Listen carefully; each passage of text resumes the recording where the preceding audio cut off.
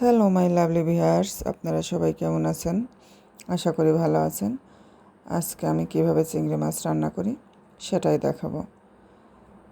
আজকে আমি চিংড়ি মাছ ভাজি করব। এর মধ্যে সয়াবিন কি সরিষার কোনো তেলটা ইউজ করব না।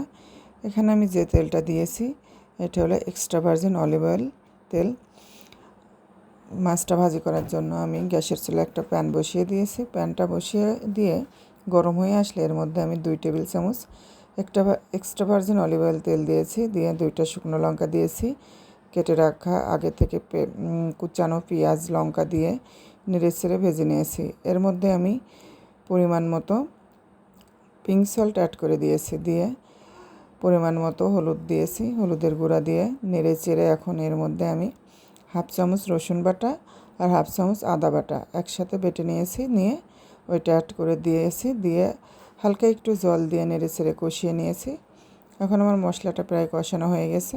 এখন আগে থেকে কেটে বেছে রাখা চিংড়ি মাছগুলো মশলার মধ্যে দিয়ে দিব। দিয়ে নেড়েচেড়ে ভাজতে থাকবো। এর মধ্যে আমি আর এক ফোঁটাও জল দিব না।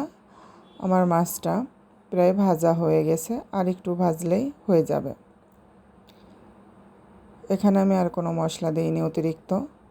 এই যে আমার চিংড়ি মাছটা হয়ে গেছে। এটা ফাইনাল লুক। বাই।